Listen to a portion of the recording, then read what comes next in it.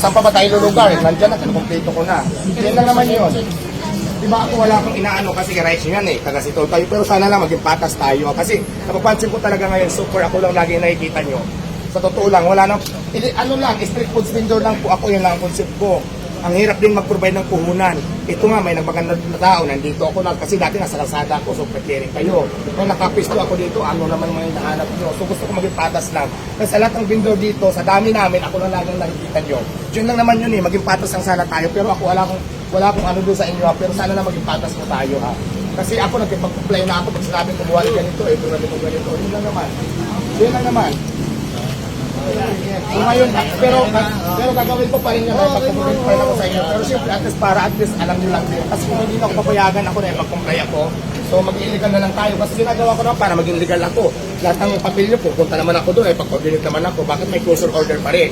So di ba? Ano pala? Yun lang naman yun eh. Recommendation lang Pasensya yan. lang kasi yung naintindihan mo naman yung sa loobin ko, di ba? Lahat naman, pag-coordinate naman ako. Pero sana maging patas lang po tayo. Kasi ako, hindi pa ako mayaman ha, nagpapayaman pa lang sana ako. Pero bakit daming ganyan? Dahil ako sa hirap, alam yung sitwasyon ko, nagmula ako sa ilalim ng tulay. Sa kasipagan ko, may ganito na ako, ang dami yung ano, So, ano ba gusto nung gawin ko sa buhay ko? Di ba? Pilipino din ako, taong Pilipinas din ako, butantin nyo rin naman ako dito sa Pasay.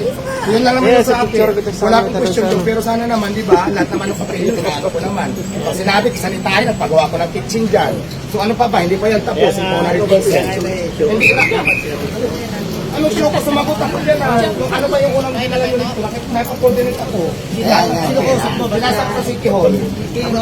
Nareset nila doon, pumunta ka sa Mayor's Office. Dapat nalagyan mo ng copy package. Sige lang, basta pupunta ako doon. Kailan ako pupunta? Mamaya? Dito na ako kay Diwata. Oh. Sa may service na.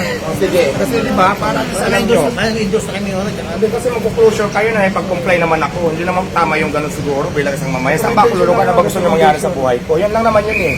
Kasi ako lahat ng sinasabi yun pag-comply po ako, lahat ng sinasabi nyo, lahat ng requirements na kailangan natin, pag-coordinate naman po ko sa inyo. Tapos nakakalungkot lang kasi may closure ako. Bakit sa dami ng vendors, ako lang lagi nakikita nyo.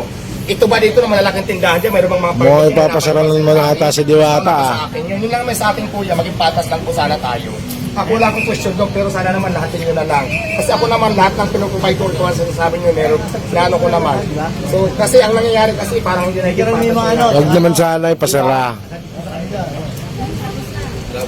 Laban lang, Diwata, laban lang. Kasi alam mo sa totoo lang na Kaya mo yan, Diwata, kaya mo yan. pag-coordinate ako sa inyo. Lahat, all in all. Kaya mo yan, Diwata, kaya mo yan. Bawal masisub. Kaya mo yan, Diwata. Walang alik. Ito, vlog ba to? Ako ito, wala akong question. Pero sana naman maging patas lang ko yung laban. Kasi may closure order na ipag-comply naman tayo. Lahat ng requirements naman, kung kaya ko mag-provide, pinoprovide ko naman. So, di ba yun lang naman eh. Palitan mo yung Kaya mo yan, kaya mo yan. sikat na yung pangalan mo eh. Sige, pupunta po ako nung